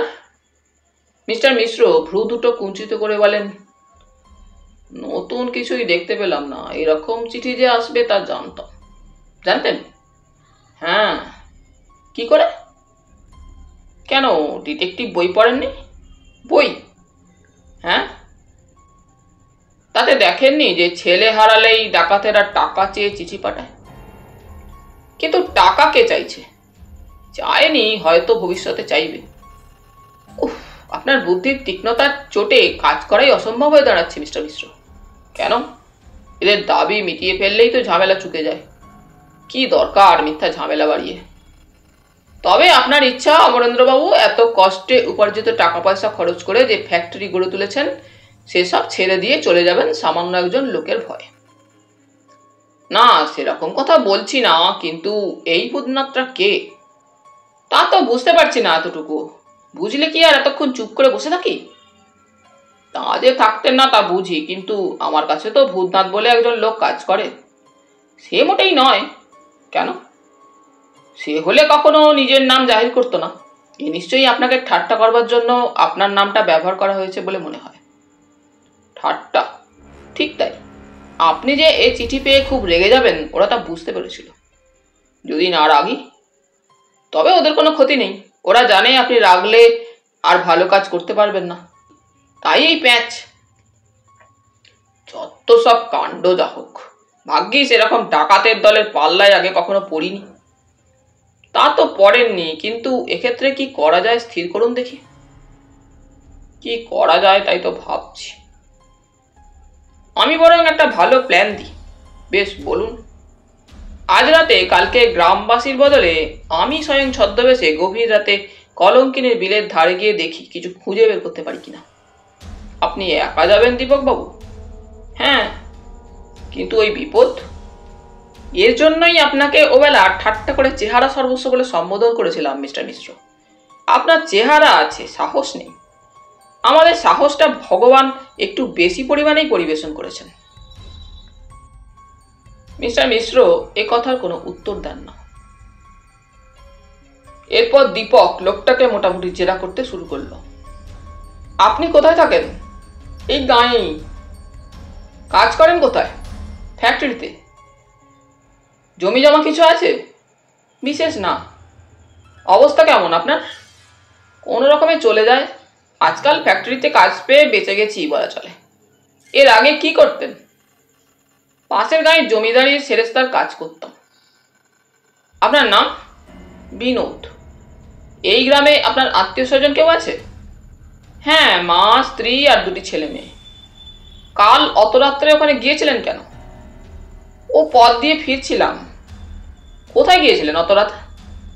কাল সন্ধ্যায় গিয়েছিলাম পাশের গ্রামের জমিদার বাবুর কাছে টাকা চাইতে। আগের মাইনে কিছু এখনো পাওনা আছে কিনা। টাকা পেয়েছেন? আগে হ্যাঁ। আপনি এই কাজে যাবার আগে কাউকে সে কথা বলে গিয়েছিলেন? না। কেউ কি টাকার লোভে আপনাকে অনুসরণ করতে পারে? আমার তো তা মনে হয় না। আপনি যখন ছুটে পালিয়ে এলেন তখন আপনার পেছনে কেউ ছুটে এসেছিল? সে আমি ঠিক বুঝতে পারিনি। বাড়ি ফিরেছিলেন কটায়? মনে নেই। আমি গায়ে ঢুকেই জ্ঞান হারিয়ে ফেলি। আমার গায়ের লোক ধরাধরি করে কটার সময় যে বাড়ি নিয়ে যায় তা মনে ছিল না। ভালো কথা। আপনার জ্ঞান হলে কি সব কথা বেশ স্পষ্ট মনে পড়েছিল, না কিছু কিছু বানিয়ে বলেছেন? সব মনে পড়েছিল। বেশ, আপনি এখন যেতে পারেন। আর কিছু জানবার প্রয়োজন নেই আমার আপাতত। ভবিষ্যতে যদি আর কোনো জিজ্ঞাসা করবার দরকার হয় আপনাকে ডেকে পাঠাবো। ধন্যবাদ। লোকটি উঠে পড়ে। দীপকও সোজা উঠে দাঁড়ায়। ছদ্মবেশী। সেই দিন রাত্রি 9টায় মুটে মজুর শ্রেণীর একজন কারখানার লোককে দেখা যায় গ্রামের পথ ধরে কলঙ্কিনীর বিলের দিকে এগিয়ে যেতে। আকাশে মেঘের আনাগোনা, মাঝে মাঝে বিদ্যুৎ চমকাচ্ছে। বর্ষাকাল, তাই যে কোনো মুহূর্তে ঝমঝম করে মুষলধারে বৃষ্টি নামতে পারে। লোকটা তা জানতো, তাই সে একটা ছাতা হাতে করে এসেছে। এ পথ দিয়ে যেতে যে অনেকটা সময় লাগবে তা বোধহয় জানা ছিল তার। পথ সংক্ষেপ করার জন্যই বোধহয় সে এ রাস্তা দিয়ে এসেছে। তা না হলে আজকের দিনে এ পথ দিয়ে চলতে কেউ সাহসী হতো কিনা সন্দেহ। লোকটা এগিয়ে চলে। কিছুটা এগিয়েই ডান দিকে জঙ্গল আরম্ভ, ঘন বন। তারপর শুরু হয়েছে কলঙ্কিনীর বিল। ঠিক এই জায়গায় আসবার সাথে সাথে বৃষ্টি নামলো মুষলধারে। ঝমঝম করে প্রচন্ড বেগে বৃষ্টি পড়তে লাগলো। লোকটা আশ্রয় নিল একটা গাছের নিচে। একটা গাছ বললে ভুল হবে, কয়েকটা গাছ মিলে একটা জংলা জায়গার সৃষ্টি করে রেখেছিল। লোকটা সেখানে আশ্রয় নিল। বৃষ্টি আরো জোরে পড়ছে। লোকটা হাই তুলল। বেশ সময় নেবে বৃষ্টি ছাড়তে। ছাতা মাথায় দিয়ে দাঁড়ালো সে। হঠাৎ ঝোপের মধ্যে শব্দ শোনা গেল। লোকটা যেখানে দাঁড়িয়ে তার থেকে মাত্র 7-8 হাত দূর থেকে শব্দটা আসছে। এই জঙ্গলে আবার কে এলো? তার মতোই কোনো পথভ্রষ্ট পথিক নাকি? লোকটা এগোতে পারে না, চুপচাপ দাঁড়িয়ে থাকে। বেশ কিছুক্ষণ কি যেন ভাবে। এধারে শব্দটা এগিয়ে আসছে। লোকটা হঠাৎ ছাতা বন্ধ করে, তারপর কোমরে হাত দেয়। কোমরের বেল্টে লাগানো একটা রিভলভার। এরকম একজন সাধারণ লোকের কাছে যে রিভলভার থাকতে পারে এ কথা ভাবাই যায় না। লোকটা রিভলভার তুলে ধরে ঝোপের দিকে। পরপর দুবার ফায়ার, তীব্র শব্দ। সারা বনভূমি যেন সে শব্দের দোলায় মৌনতা কাটিয়ে থরথর করে কেঁপে ওঠে। এতক্ষণে লোকটার হুঁশ হয়। সে এসেছে সাধারণ ফ্যাক্টরি শ্রমিকের ছদ্মবেশে। এত তাড়াতাড়ি উত্তেজিত হয়ে ফায়ার করা উচিত হয়নি তার। হঠাৎ একটা ছোড়া এসে লাগে লোকটার ডান দিকের গাছে। বোধহয় কেউ ঝোপের মধ্যে থেকে ছোড়াটা ছুঁড়েছে। ছদ্মবেশী লোকটি এবার গাছের গা থেকে ছোড়াটা খুলে নেয়। তার আগায় বাঁধা একটা কাগজ। যে ছোড়াটা ছুঁড়েছে সে কাগজটা আগায় দিয়ে ছোড়া ছুঁড়ে মেরেছে। কিন্তু কে ওরা? কি তাদের পরিচয়? তা থেকে যায় রহস্যাবৃত। লোকটা কাগজটা খুলে ধীরে ধীরে পড়তে শুরু করে। তাতে লেখা, প্রিয় গোয়েন্দা প্রবর, সত্যিই তোমার সাহসের তারিফ করতে হয়। আমি স্বীকার করতে বাধ্য যে তোমার সাহস অতুলনীয়, কিন্তু এত সাহস তোমার কোনো কাজেই লাগলো না। তুমি জানো আমরা তো বোকা নই। তোমার ছদ্মবেশ দেখে চিনতে এতটুকু কষ্ট হয়নি আমাদের। তাছাড়া তোমার মতো ফ্যাক্টরির শ্রমিকের কাছে রিভলভার এলো কোত্থেকে শুনি? এ কি ছেলে ভুলানো ব্যাপার পেয়েছো যে যা ইচ্ছা করে ফেলবে? যাক, এবার আসল কথা শোনো। আমরা চাই আগামী 7 দিনের মধ্যে তোমার বন্ধু যাতে সদলে এ অঞ্চল হতে চলে যান। তুমি সেই ব্যবস্থা করো। সমরের জন্য কোনো ভাবনা নেই। তার জীবনের সব দায়িত্ব আমরা নিয়েছি। তার কোনো বিপদ হয়ে থাকলে আমরা দায়ী। ভয় নেই, যথাসময়ে তোমার বন্ধু তার ছেলেকে ফিরে পাবেন। শুধু আমাদের হুকুম তাকে মেনে চলতে বলবে। আর শোনো বন্ধু, তোমার কৌতূহল বড্ড বেশি হয়ে যাচ্ছে। আর একটু বেশি সাবধানে থেকো। আমরা চাই না কেউ অপঘাতে মারা যায়। ইতি তোমার বন্ধু ভূতনাথ। জীবন মৃত্যু রহস্য। সারাটা সকাল দীপকের যেন অদ্ভুত একটা কর্মব্যস্ততার মধ্যে দিয়ে কেটে গেল। দীপক খুব ভালো করে তার কর্ম পদ্ধতি স্থির করলো। কিভাবে খুব সহজে এদের সান্নিধ্যে পৌঁছানো যায় সে বিষয়ে অনেক প্ল্যান করলো সে। ঠিক দুপুরে এলেন মিস্টার মিশ্র। দীপক তখন দুপুরের খাওয়া শেষ করে বিশ্রাম নেবার উদ্যোগ করছে। মিস্টার মিশ্রের আগমনে তার দিবানিদ্রাটা স্থগিত রাখতে হলো। কি খবর মিস্টার মিশ্র? খবর জরুরি। অর্থাৎ? কলঙ্কিনীর বিলের ধারে একজন লোকের মৃতদেহ পাওয়া গেছে। তাই নাকি? কাল হয়তো আমাকেও এই হতভাগ্যের দশাই বরণ করতে হতো। নেহাত পরাজ্যর। কি ব্যাপার বলুন তো? এই দেখুন। দীপক চিঠিখানা বের করে তুলে দেয় মিস্টার মিশ্রের হাতে। মিস্টার মিশ্র আগাগোড়া চিঠিখানা পড়ে বলেন, ঠিক আছে। ঠিক আছে মানে আর কিছু নয়, আমার থিওরির সঙ্গে হুবহু মিলে যাচ্ছে। কি আপনার থিওরি? এই লোকটি বদ্ধ উন্মাদ। লোকটি মানে? লোকটি অর্থাৎ যে লোকটি এইসব কাণ্ড কারখানা করে চলেছে তার কথাই বোঝাচ্ছি আমি। লোকটি উন্মাদ? হঠাৎ এ থিওরিতে আপনি পৌঁছলেন কেমন করে মিস্টার মিশ্র? উন্মাদ না হলে কোথায় কলঙ্কিনীর বিলের ধারে কে গেল আর কে ফ্যাক্টরি তৈরি করলো তা নিয়ে মাথা ঘামিয়ে লাভ কি তার? ঠিক কথাই বলেছেন মিস্টার মিশ্র। দীপক দীর্ঘশ্বাস ফেলে। লোকটার মানসিক সুস্থতা সম্বন্ধে সন্দেহের অবকাশ আছে। মিস্টার মিশ্র কোনো কথা বলেন না। দীপক বলে, এখন তাহলে আসল কথায় আসা যাক। যে লোকটির মৃতদেহ পাওয়া গেছে তাকে কি আইডেন্টিফাই করতে পেরেছেন আপনারা? নিশ্চয়ই। কে সে? ভূতনাথ। কোন ভূতনাথ? আমাদের থানার কর্মচারী, কেরানিও বলতে পারেন। আশ্চর্য, বুকের বাঁ দিকে ছোড়াবিদ্ধ অবস্থায় পাওয়া গিয়েছিল। তাতে মনে হয় এটাই হচ্ছে তার মৃত্যুর কারণ। বুঝেছি। দীপক একটু থেমে বলে, আচ্ছা, এই লোকটির ইতিহাসে এমন কোনো কিছু ছিল যা থেকে আন্দাজ করা যায় যে ও কেন মৃত্যুবরণ করলো? না, তেমন কিছু জানা নেই। লোকটার অতীত জীবনে সন্দেহজনক কোনো ঘটনা ঘটেছিল বলে জানা আছে আপনার?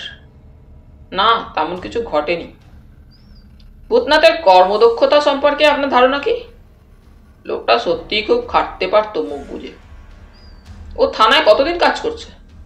4-5 বছর। তার আগে বসে থাকতো নিষ্কর্মার মতো। লোকটার যে বিশেষ বুদ্ধিশুদ্ধি আছে তা তো মনে হয় না। আমি দয়া করে ওকে কাজ দিয়েছিলাম। আচ্ছা, ও কি এই কাজ ছেড়ে দেবে বলে কোনো কথা বলেছিল আপনার কাছে? হঠাৎ মিস্টার মিশ্রের যেন একটা কথা মনে পড়ে যায়। তিনি একটু হেসে বলেন, হ্যাঁ হ্যাঁ, কথাটা মনে পড়েছে। কি কথা বলেন তো? ও বলেছিল যে পুলিশ লাইনে কাজ করতে ওর মোটেই ভালো লাগছে না, তাই ও অন্য কোনো কাজে যোগ দেবে। হঠাৎ ওর মনে এরকম ইচ্ছা জাগলো কেন? তা কিছু স্পষ্ট করে বলেনি। কি ধরনের কথা বলেছিল? কিছুটা অস্পষ্ট। কেন যে ও অমন কথা বলেছিল তা প্রথম বুঝতে পারেনি।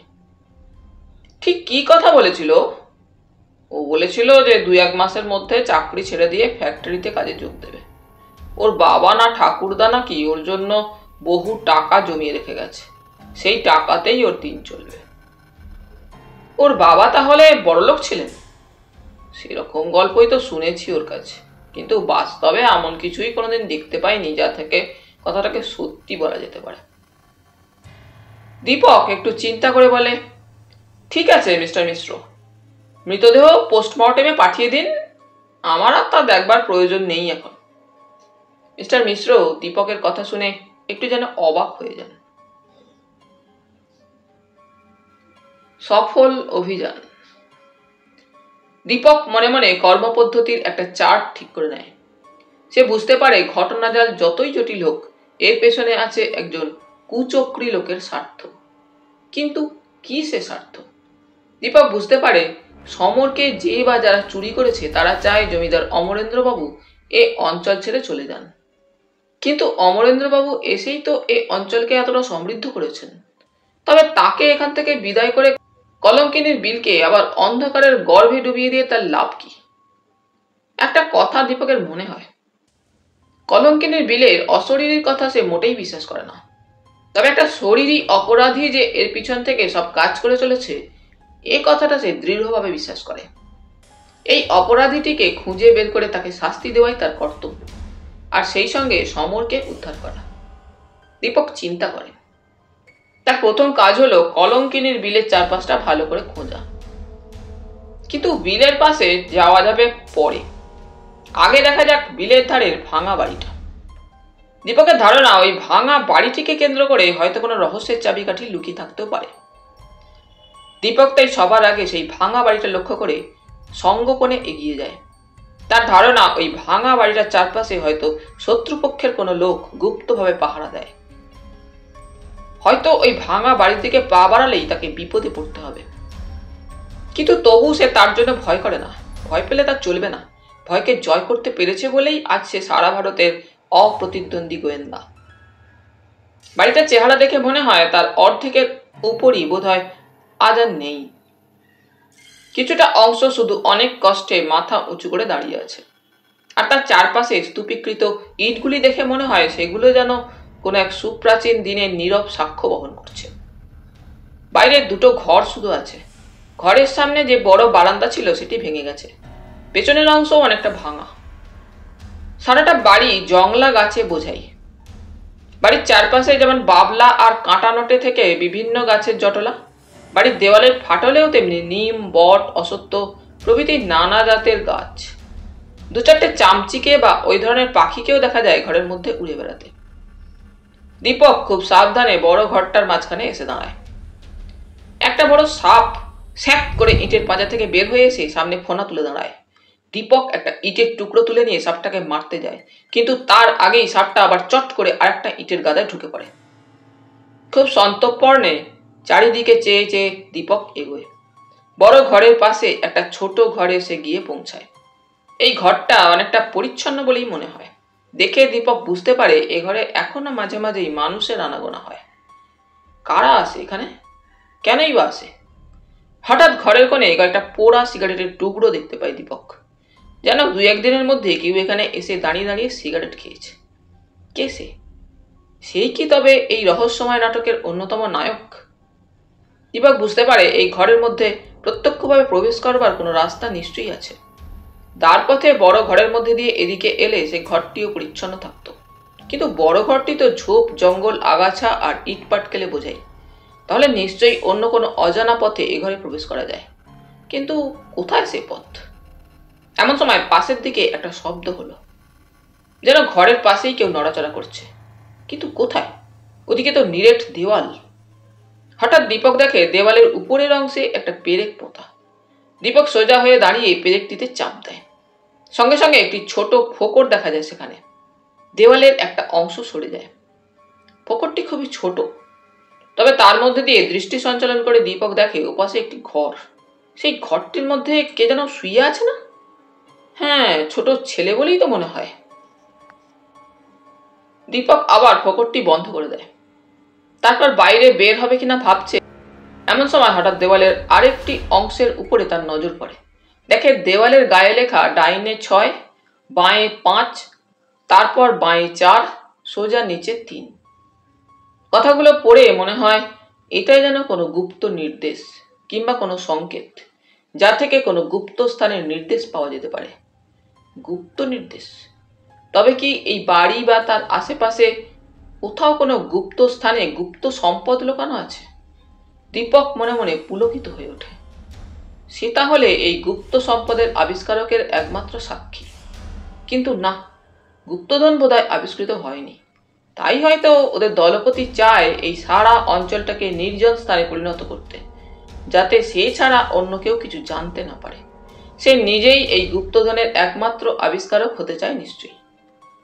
দীপক যেন একটা নতুন আলোতে অভিনব পথের সূত্র খুঁজে পায়। দেখা যাক এরপর সে সফল হতে পারে কিনা। পথের সন্ধানে।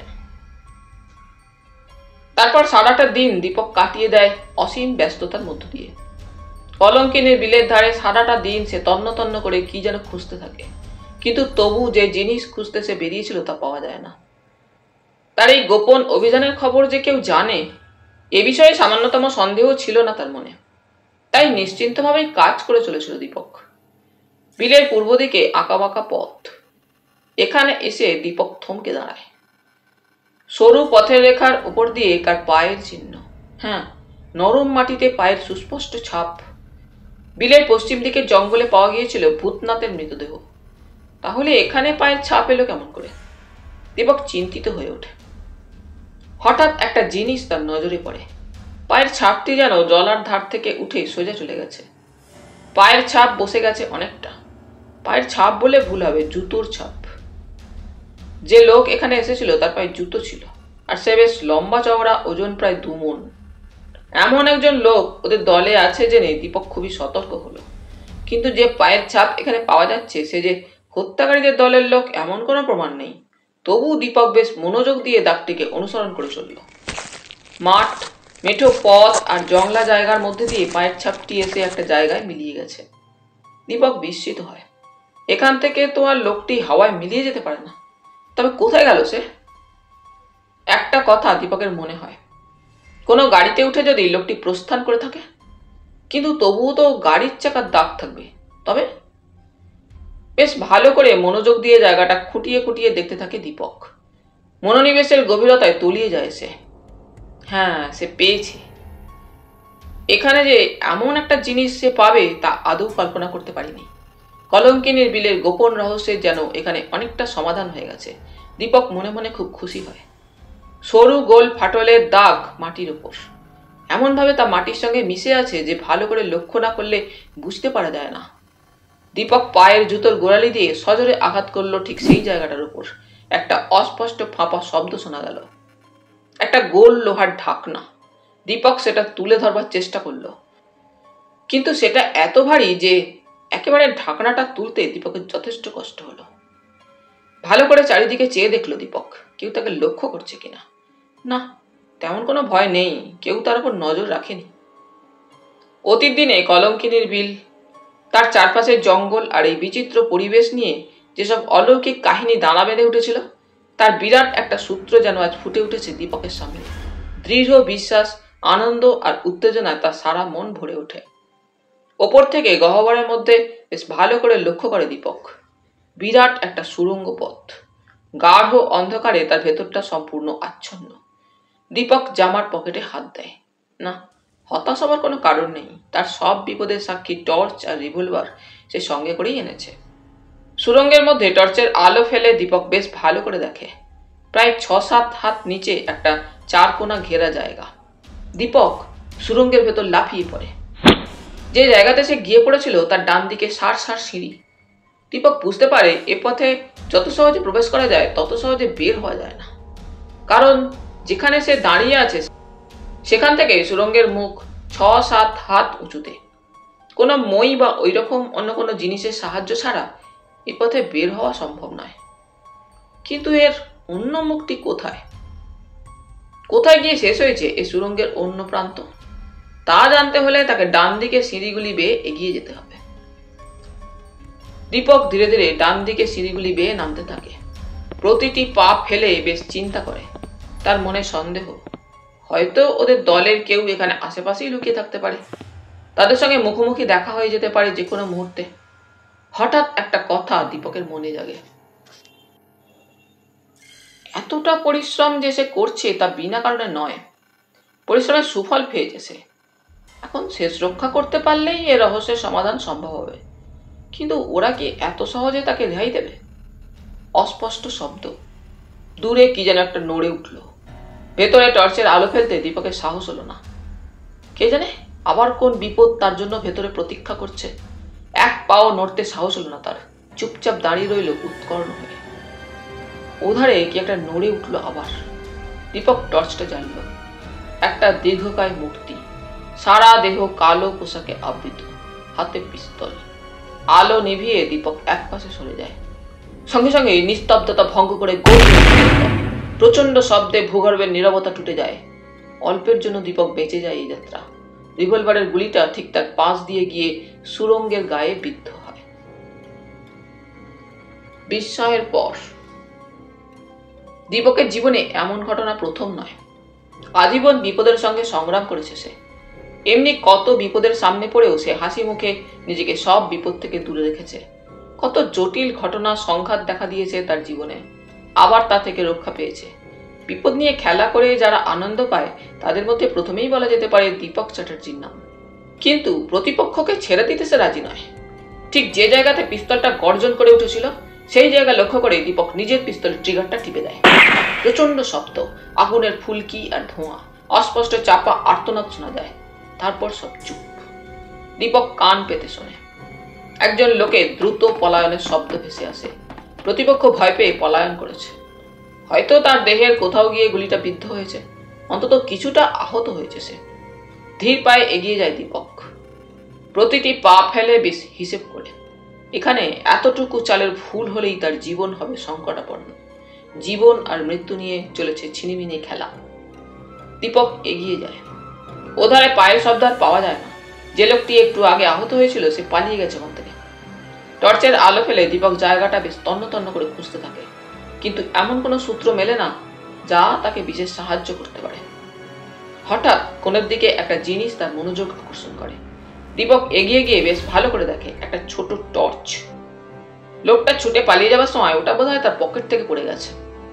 বোধহয় যে হাত দিয়ে সে টর্চটা ধরেছিল সেই হাতটা তার জখম হয়েছে।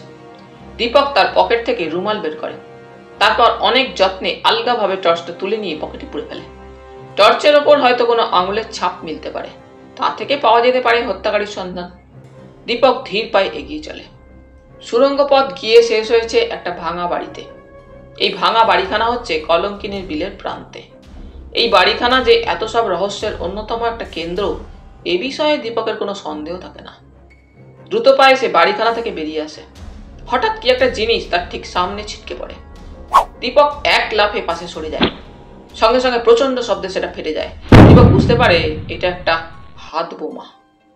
পরপর দুবার তাকে হত্যা করবার জন্য শত্রুপক্ষের এই চেষ্টা দীপককে চিন্তিত করে, কিন্তু সারা বাড়ি খুঁজেও কোনো লোকের দর্শন মেলে না। প্রতিপক্ষ সাবধান হয়ে পলায়ন করেছে। দীপক আপন মনেই এগিয়ে চলে। আজ বিরাট রহস্যের আসল চাবি সে খুঁজে পেয়েছে, তাই শত্রুপক্ষের এত আক্রোশ তার উপর। দীপক দ্রুত পা চালায়। নৈশ অভিযান। সেদিন বিকেলে সমরের বিষয়ে কথা হচ্ছিল দীপকের সাথে অমরেন্দ্রবাবুর। দীপক বলল, আগের সব ঘটনার সূত্র এসে ঠিকমতো জড়ো হয়েছে, এখন বাকি কাজটুকু শেষ করতে পারলেই হয়। অমরেন্দ্রবাবু আনন্দে উচ্ছ্বসিত হয়ে বলে ওঠেন, then you are successful. Exactly. তাহলে এখন কি করতে হবে? সেই কথাই তো আলোচনা করতে চাই আপনার সঙ্গে। আপনি জানেন আমার সহকর্মী রতনলাল বিভিন্ন কাজে ব্যস্ত থাকায় কলকাতা থেকে তাকে সঙ্গে করে আনতে পারিনি, কিন্তু আজ রাতই হচ্ছে আমাদের প্রকৃত কাজ করবার সময়। আমি যদি আপনার সঙ্গী হই? সেরকম সাহস আছে আপনার? নিশ্চয়ই। বেশ, আপনি পিস্তল চালাতে জানেন? অবশ্যই। আমার সঙ্গে দুটো পিস্তল আছে, একটা আপনাকে দিতে পারি আমি। আপনি যদি সত্যি প্রকৃত সাহস নিয়ে আমার সঙ্গী হন, তবে এই রহস্যের মীমাংসা হতে খুব বেশি দেরি নেই আর। আজ রাতেই এই রহস্যের উপর জবনিকা টেনে দিতে পারি আমি। দীপকের স্বর দৃঢ়। মিস্টার মিশ্রের সাহায্যও তো আপনি নিতে পারেন। না, তা সম্পূর্ণ অসম্ভব। তার মতো মেজাজি লোক সঙ্গে থাকলে প্রকৃত রহস্যের সমাধান অনেক দূরে সরে যাবে। তবে যদি আপনি সঙ্গী হতে না চান, তবে আমাকে রতনের জন্য দুদিন অপেক্ষা করতে হবে। না না, তা বলছি না আমি চাই যত সত্বর হয় এর পরিসমাপ্তি ঘটুক। সেই ভালো, তাহলে আপনি তৈরি হয়ে নিন। কিন্তু আমি যে এখনো অনেকটা অন্ধকারে রয়ে গেলাম দীপকবাবু। আমার উপর নিশ্চয়ই আপনার বিশ্বাস আছে। নিশ্চয়ই। তবে আমাকে নিঃসন্দেহে অনুসরণ করতে পারেন। আজ রাতে বিরাট এক রহস্যের জবনিকা উন্মোচন করব আপনার সামনে। আচ্ছা, কোথায় যেতে হবে আমাদের? কলঙ্কিনীর বিল আর মমিনপুরের মাঠের ওপরে বহুদিন কোনো জনপ্রাণীর সাড়া না জাগলেও সেখান থেকে অল্প দূরে যে একটা ভাঙা বাড়ি আছে, তা বোধহয় আপনি দেখেছেন। হ্যাঁ, ওটা কাদের বাড়ি জানেন? বহুদিন আগে পর্তুগিজরা ওটা তৈরি করেছিল। বর্তমানে ভূতের ভয়ে দিনের বেলাতেও কোনো মানুষ ওর ধারে কাছে ঘেঁষতে সাহস পায় না। আমাদের কাজ হবে আজ রাত্রে সেখানে হানা দেওয়া। কিন্তু কোন লোক এত রাতে ওখানে কাজ করে দীপকবাবু? জানেন তো, ক্রিমিনালদের সাহস সাধারণ মানুষের চেয়ে বেশি। ভূতনাথের মৃত্যু আমার চোখ খুলে দিয়েছে। কিন্তু এই যে আমি বিশ্বাস করতেই পারছি না দীপকবাবু।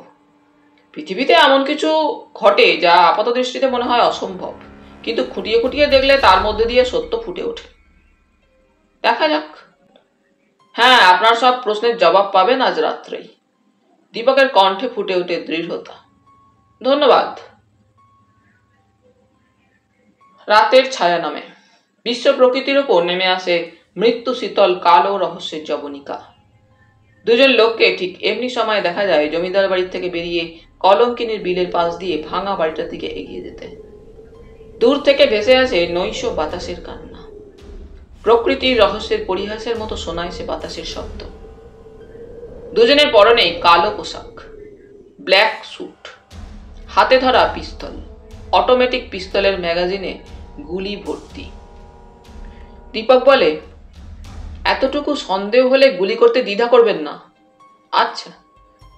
দুজনে ভাঙা বাড়িটার পেছনে একটা সরু দরজা দিয়ে ঢুকে একটা আঁকানো বাঁকানো সিঁড়ি দিয়ে উঠতে থাকে। ফিসফিস করে অমরেন্দ্রবাবু বলেন, এ পথ কবে আবিষ্কার করেছেন? দীপক বলে, কাল দিনের বেলা এসব আবিষ্কার করে গিয়েছিলাম। অমরেন্দ্রবাবু বলেন, সত্যি আপনার তীক্ষ্ণ বুদ্ধির প্রশংসা না করে পারছি না mister Chatterjee. Really you are a genius. একথার উত্তর দেবার মতো সময় তখন দীপকের ছিল না। সে হামাগুড়ি দিয়ে দোতলা বারান্দা পার হয়ে যায়। রহস্য গ্রন্থি। দোতলার একখানা ঘর থেকে বেরিয়ে আসছিল মৃদু আলোকরশ্মি। দরজা জানালা বন্ধ। দরজার ফুটোতে চোখ রেখে দীপক ভেতরে যা ঘটছে তা দেখবার চেষ্টা করল। দুজন লোক মুখোমুখি বসে কথা বলছিল। ঘরের মধ্যে জ্বলছে একটা হ্যারিকেনের আলো। একজনের পোশাক সাধারণ, অন্যজনের মুখে কালো কাপড়ের আবরণ। দীপক বেশ ভালো করে তাদের কথা শুনতে থাকে। একজন বলে, যাক, তাহলে এখন পর্যন্ত সাকসেসফুলি এগোনো গেছে। হ্যাঁ, অন্যজন বলে, কিন্তু গুপ্তধন কোথায়? এই বাড়িতেই।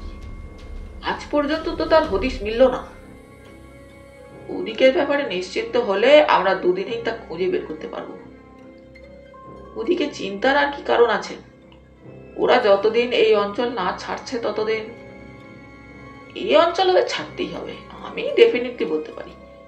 কথা শেষ হয় না, দরজা ঠেলে পিস্তল হাতে ঘরের মধ্যে প্রবেশ করে দীপক আর অমরেন্দ্র বাবু। Hands up! দুজনেই মাথার উপর হাত তুলে দাঁড়ায়। দীপক তাড়াতাড়ি দুজনের হাতেই হাত করা পরিয়ে দেয়। যে লোকটির মুখ মুখোশে ঢাকা ছিল, তার মুখের আবরণ সরিয়ে দেয় দীপক। এ কি? এই যে দারোগা মিস্টার মিশ্র? ঠিক তাই, দীপক দৃঢ় স্বরে বলে। কিন্তু ইনি কেন এর সঙ্গে জড়িত হয়ে? গুপ্তধনের লোভে। গুপ্তধন? হ্যাঁ, বহু আগে এই বাড়ি ছিল একদল ডাকাতের আস্তানা। বহু টাকা এখানেই কোথাও তারা জমিয়ে রেখেছিল। এই দল পরে ধরা পড়ে। মিস্টার মিশ্রের ইচ্ছা ছিল ভূতনাথের সঙ্গে যোগ সাজসে সেই টাকা খুঁজে বের করবেন, কিন্তু তা হলো না। আপনারা এসে ফ্যাক্টরি তৈরি করে এই অঞ্চলে লোকের আমদানি করলেন। ওর প্ল্যান গেল নষ্ট হয়ে। সমর কোথায়? দৃঢ় স্বরে দীপক প্রশ্ন করে। জানি না, কিন্তু আমি জানি একতলার ঘরে তাকে আটকে রেখেছেন আর ভূতনাথকে খুন করেছেন তার সঙ্গে ভাগ নিয়ে গোলমাল হয়েছিল বলে। এ লোকটি কে? অমরেন্দ্রবাবু প্রশ্ন করেন। ভূতনাথের দাদা রামনাথ। ইনি অবশ্য ভূতনাথকে হত্যা করার প্ররোচনা দেন। গুপ্তধন কি পাওয়া গেছে? না, কলঙ্কিনীর বিলের ধারের অভিশপ্ত গুপ্তধন চিরদিন অনাবিষ্কৃতই থাক অমরেন্দ্রবাবু। অমরেন্দ্রবাবু কোনো কথা বলতে পারেন না। দীপক বলে, চলুন চলুন মিস্টার মিশ্র, আপনার থানাতেই আপাতত আপনাকে আটকে থাকতে হবে। পরে প্রয়োজন মতো চালান দেওয়া যাবে। আর কথা শেষ হয় না।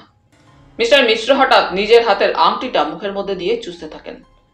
দেখতে দেখতে ঢলে পড়ে তার দেহ। দীপক ফিসফিস করে শুধু বলেন, কমিটেড সুইসাইড, আত্মহত্যা। কেউ কোনো কথা বলতে পারে না। ভাঙা বাড়ির একতলায় সমরকে বন্দি অবস্থায় পাওয়া যায়। সমরের দেহ কদিনে যেন খুবই শুকিয়ে গেছে। অমরেন্দ্রবাবুকে দেখতে পেয়ে সে তার কোলে ঝাঁপিয়ে পড়ে, চিৎকার করে ওঠে, বাবা! অমরেন্দ্রবাবু চোখ দুটি অশ্রু সজল হয়ে ওঠে। আর তার কয়েকদিন পরেই কলকাতার কয়েকটি কাগজে ছাপা হয়, গ্রামের দারোগার আত্মহত্যা, ব্যর্থতার শোচনীয় পরিণাম, আত্মহত্যার কারণ অজ্ঞাত। মিস্টার মিশ্রের আত্মহত্যার আসল কারণ দীপক আর অমরেন্দ্রবাবু ইচ্ছা করেই কোথাও প্রকাশ করেন না।